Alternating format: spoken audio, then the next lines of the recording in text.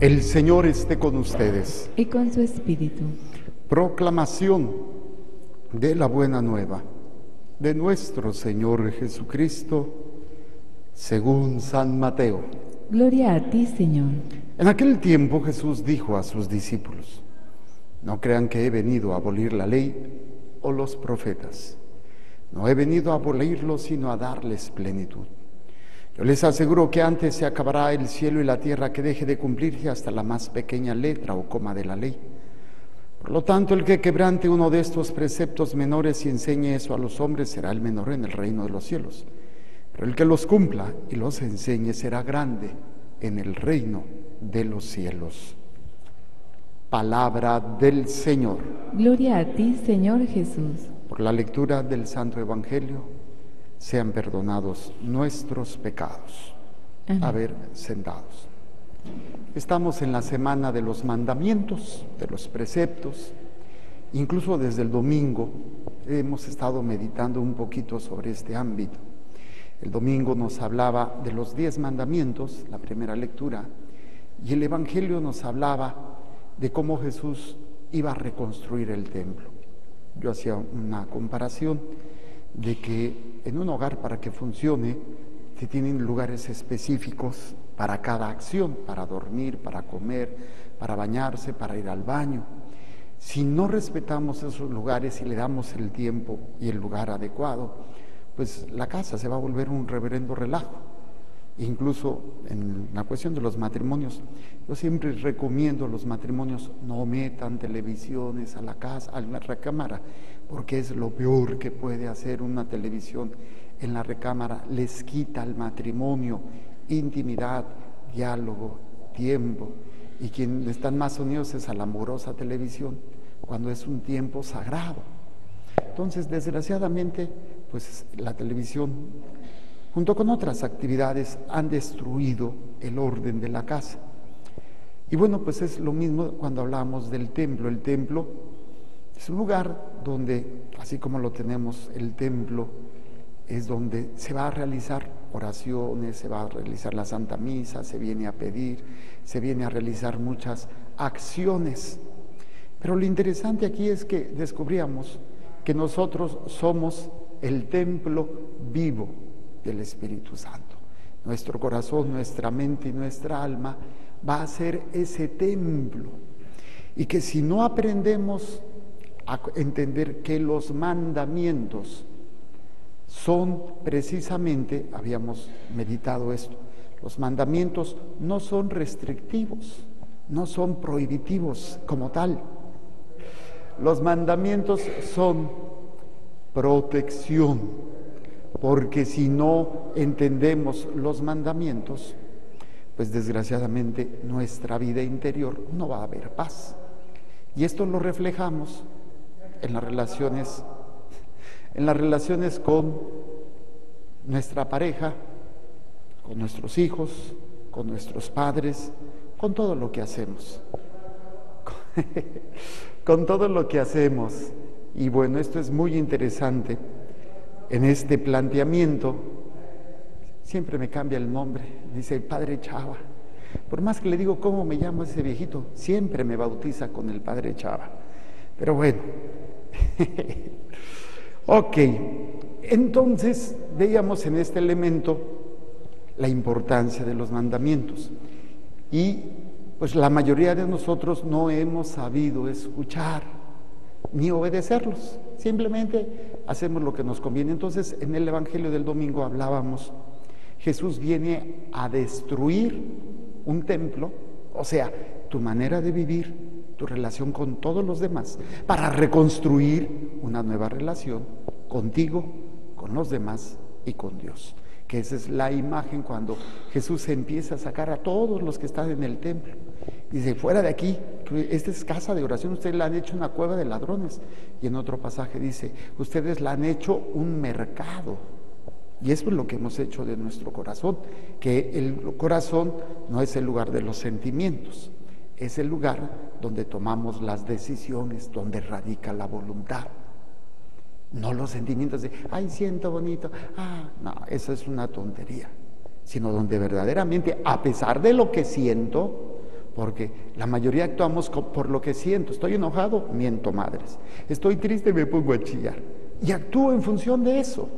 Me la haces, me la pagas. Pero cuando el Señor entra en ese templo, pone orden y dice, a ver, quíteme todo esto que no es, para que yo lo reconstruya en 3 días. Era el planteamiento que hacíamos el domingo. Y hoy, bueno, pues en el planteamiento sigue la primera lectura que nos habla de guardar los mandamientos. Hay una frase muy interesante que dice, guarda el orden y el orden te guardará. Muy sencillo. Si no hay orden en la casa, volvemos al ejemplo anterior, pues la casa no funciona. Me daba risa en un retiro hace muchos años que estaba dando para matrimonios. Hicimos una dinámica muy interesante, donde les decía a los matrimonios, especialmente a los hombres, curso intensivo de cómo cambiar el papel del baño en el baño. Porque a veces ni eso saben hacer los maridos. Me están oyendo inútiles, me están oyendo algunos, pero bueno. Entonces el Señor nos dice en el texto del Deuteronomio, ahora Israel, escucha. Y habíamos dicho, ¿cuál es el primer mandamiento de la ley de Dios? No es amar a Dios, es escucharlo. Si yo no escucho, no obedezco, no amo, y lo comparo mucho en las relaciones de las parejas. ¿Cómo se enamora una mujer? A través del oído. Ay, ¿quién la quiere, mi chaparrita? Ay, chirriqui, ahí van de sonzas. ¿Por qué? Porque les doraron la píldora, les hablaron bonito y cayeron. Cual redonditas algunas, cual chiquitas otras, pero cayeron. Precisamente, entonces, si nosotros escucháramos la palabra de Dios, caeríamos redonditos en esa relación. Guardar los mandamientos no significa que los vas a poner en un libro, en un buró. No, guardar significa en tu mente, en tu corazón. Para guardarlos hay que estarlos meditando, hay que estarlos asimilando. Si no, pues no pasa de... Incluso cuando uno se aprende las tablas de multiplicar, tiene que estarlas repite, hasta que ya uno las puede usar, forman parte. O sea, tienes la necesidad de hacer una multiplicación y no te pones 1 por 1. Cuando estamos chiquitos, sí, ¿no? A ver, ¿cuánto es 8 por 4? 8 por 1, 8 por 2, 16, 8 por 3, 20. 32. Y tienes que repasar toda la tabla. Pero llega un momento en donde hasta mentalmente te haces las ecuaciones, las multiplicaciones, ¿no? Porque de tanto que lo haces forma parte. Pues es lo mismo exactamente, los mandamientos, las obras de misericordia. Entonces, hoy platicaba con una personita y hablábamos de aprender cosas prácticas. Entonces, utilizamos a veces la mnemotecnia para que no se nos olvide. Entonces, hoy les voy a enseñar una mnemotecnia para que no se nos olviden los elementos para poder crecer en esto. Y esto se llama solo. Solo es con mayúscula todas las palabras. Sacramentos, oración, lectura de la palabra y obras de misericordia. Solo. Solo con eso ya lo hiciste. Solo con eso ya lo hiciste. Sacramentos, oración, lectura de la palabra y obras de misericordia. O sea, si lo hacemos, ya ni les pregunto cuáles son las obras de misericordia, porque andan más perdidos que el hijo de la llorona. Pero al menos ya saben que existen. Pero esto es importante. Sacramentos, oración, lectura de la palabra, obras de misericordia, que pueden marcar. Y esto hay que guardarlos, por eso dice el Señor. Ahora Israel, escucha los mandatos y preceptos, escúchalos, practícalos, que te enseño, para que los pongas en práctica y puedas así vivir y entrar a tomar posesión de la tierra que el Señor Dios de tus padres te va a dar. Acuérdense que una de las bendiciones que había en el Antiguo Testamento los patriarcas, Abraham, Isaac, Jacob y luego Moisés, que era 2 aspectos de la bendición: la presencia de Dios. Uno, la tierra prometida, y otro, la descendencia abundante. Esta bendición sigue siendo para nosotros, pero ya no se manifiesta en que vas a tener una tierra donde vas a construir tu casita. Esa tierra es el lugar donde tú vas a sentir esa presencia, o vas a experimentar esa presencia de Dios, donde a pesar de donde estés, te sientes amado, te sientes protegido por Dios. La tierra prometida no es un lugar físico. Antiguamente, pues se relaciona a Israel, a la zona aquella de Jerusalén, Tierra Santa que le llamamos. Pero ya la tierra prometida no es un lugar físico, es donde está tu corazón, donde está tu relación con Dios, y donde tú vayas, tú tienes que ser tierra prometida. O sea, es el lugar de encuentro de Dios con el hombre y el hombre con Dios. Y esto lo vivimos cada vez que estamos en la vida sacramental, nos confesamos. ¿Quién no después de confesarse así como que sientes que, ay, se te quitó un peso de encima, hasta te ves más guapo después de eso, ¿no? Porque, en serio, cuando uno está en pecado, hasta apesta re feo. Y no me refiero porque no te hayas bañado, pero apestas re feo. Tus obras apestan, tus sentimientos apestan, tus pensamientos apestan. No haces más que estar lamentando, ay, es que yo sufro. Ay, y son los eternos quejiditos, se quejan de todo. Y todo el mundo tiene la culpa, menos uno. Es que el desgraciado de mi marido, es que el desgraciado de mi jefe, es que el desgraciado de y puros desgraciados que nos, ay, pobrecitos, cómo sufren, porque se topan con pura gente desgraciada, infeliz, poca ropa, traje de balde, come cuando hay, levanta palitos y todo lo demás.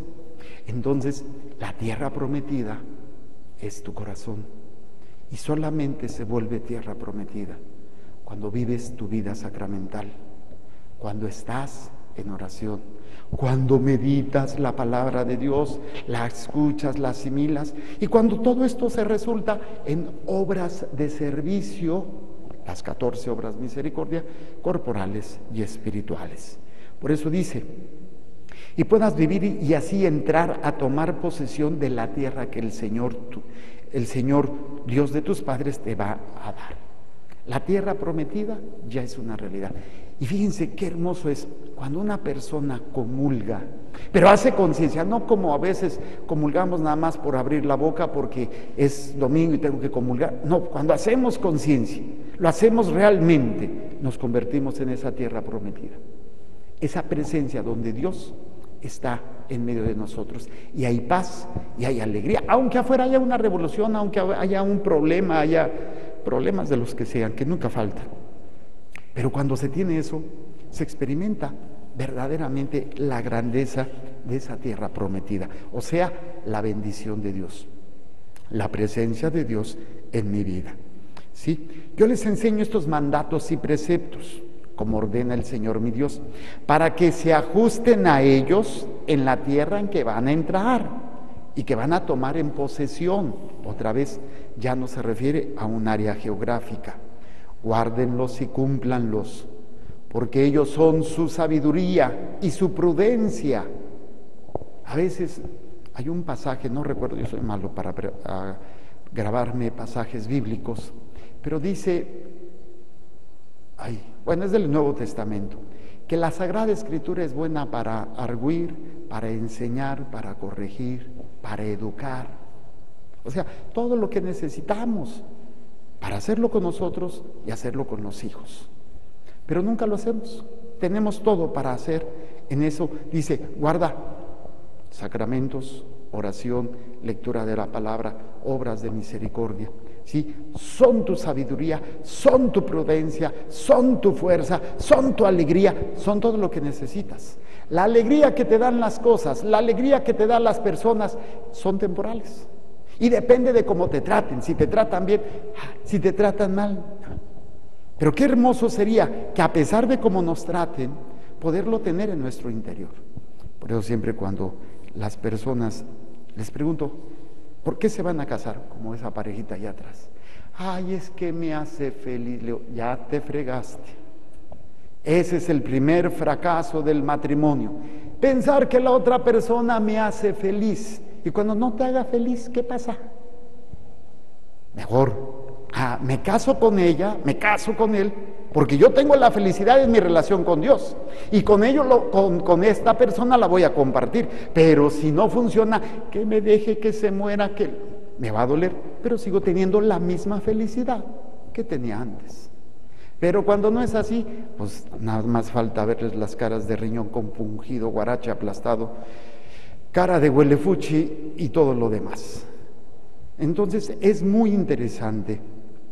Incluso, fíjense, todavía más interesante, ¿cuántos seres queridos quisieras que les cayera el 20 y dejaran de hacer esa vida de pecado, la droga, el alcohol y todas esas estupideces que a veces incluso no tan obvias como pueden ser a veces otros vicios, los dejaran o que los dejáramos nosotros? Y fíjense lo que dice la palabra de Dios: guárdenlos y cúmplanlos, porque ellos son su sabiduría y su prudencia a los ojos de los pueblos, o sea, a los que están a tu alrededor. Cuando tengan noticia de todos estos preceptos, o sea, cuando tengan noticia de lo que hay en tu interior y tu manera de vivir, dirán: en verdad esta gran nación es un pueblo sabio y prudente. ¿Cuál otra nación hay tan grande? O sea, el testimonio de tu alegría, gozo y paz servirá para que otros digan: oye, ¿de cuál fumó este que no invitó? Pues, oye, ¿qué tiene esta persona que no tengo yo? Estamos pasándolo por lo mismo, estamos sufriendo lo mismo, a lo mejor hasta ¿cómo es posible que me perdone? ¿O cómo es posible que me ayude? ¿O cómo es posible que me ame? ¿O qué es lo que tiene esa persona que no tengo yo? Y es cuando viene el verdadero testimonio y la verdadera evangelización, el dar razón de lo que vivimos, dar razón de nuestra esperanza, dar razón del por qué actuamos así, y no con palabras siempre, sino con hechos, ¿sí? Y viene el consejo: pero ten cuidado y atiende bien, no vayas a olvidarte de estos hechos que tus ojos han visto, ni dejes que se aparte de tu corazón, ¿qué dijimos que es el corazón? La zona donde se toman las decisiones. Para el pueblo oriental, el corazón no es el lugar de los sentimientos, es el lugar donde se toman las decisiones, la voluntad. Por eso dice: ten cuidado y atiende bien, no vayas a olvidarte de estos hechos que tus ojos han visto, ni dejes que se aparte tu voluntad, no tus sentimientos, porque tus sentimientos te desvían para otras cosas, siempre. A veces los sentimientos van a ir de acuerdo con tu voluntad, qué preciosura, pero no siempre. Y ahí es donde la puerca torció el rabo, como diría mi mamá. Entonces, en todos los días de tu vida, y lo más hermoso, transmítelos a tus hijos y a los hijos de tus hijos.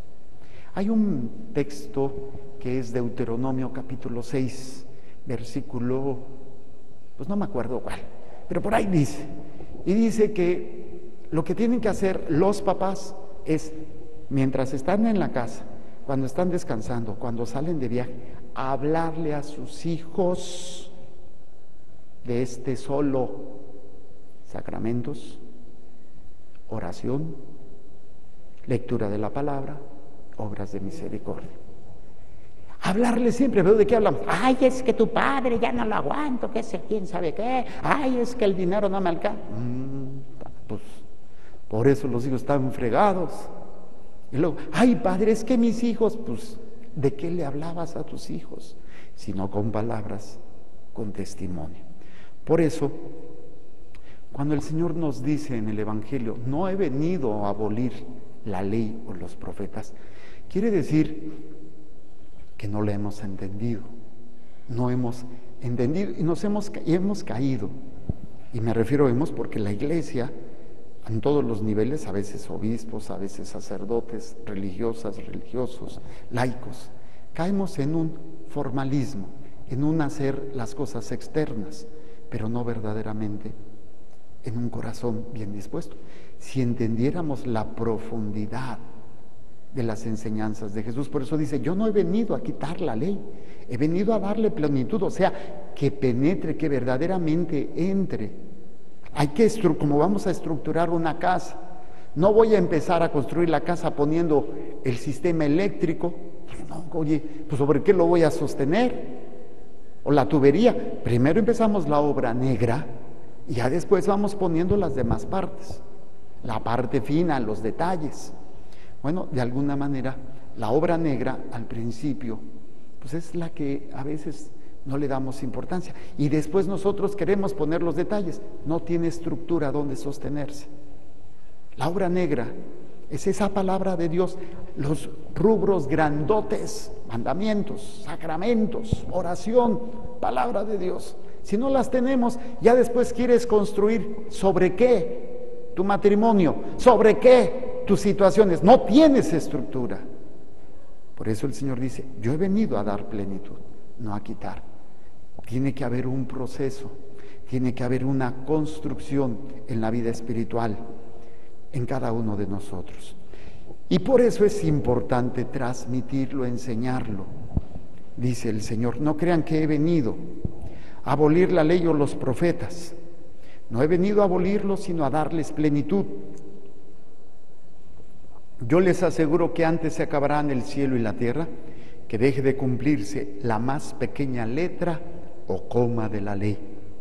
Por lo tanto, el que quebrante uno de estos preceptos menores y enseñe eso a los hombres, papás, óiganlo bien, será el menor en el reino, pero el que los cumple y los enseñe será grande. La estructura. Es difícil poder construir, o imposible poder construir, cuando no se tienen las estructuras, las bases, ya lo demás se va a ir dando por añadidura. Por eso hay que darle gloria a nuestro Dios. Hay que saber que cuando el Señor nos pide que entreguemos nuestra voluntad, que empecemos a vivir la tierra prometida aquí y ahora, Él nos da todas las herramientas. Por algo se tiene todo ese proceso, ¿no?, de la catequesis, que se aprendan de memoria muchas cosas, pero después es profundizarlo. La mayoría a lo mejor pasamos la catequesis de noche, nos aprendimos de memoria. Bueno, al menos en mi tiempo, cuando yo era joven y bello, pues era el catecismo de Ripalda. ¿Quién es Dios? Dios es nuestro. O sea, eran como 800 preguntas y que te sabías que contestar de memoria. Yo me las aprendí, pero ya ni me acuerdo. Muchas de esas pues solamente me las aprendí de memoria, pero nunca hubo una profundización. Y ahora de ruco es cuando lo estoy entendiendo. La ventaja es que para Dios nunca es demasiado tarde. No importa la edad que tengas, si estás ruco como yo, estás jovencito, el Señor empieza a construir maravillas en tu vida. Primero en tu vida. No quieras primero construir en tu marido, no, primero en ti. Deja lo demás, poco a poco se irá dando lo demás. Y bueno, aquí ya le dejo porque se me acabó el tiempo. Pero espero que este solo los acompañe. ¿Qué estás haciendo? Estoy aquí solito. ¿Por qué? Meditando sacramentos, haciendo oración, leyendo la palabra de Dios y cumpliendo las obras de misericordia. Presentemos el pan y el vino y las intenciones que hay en sus corazones.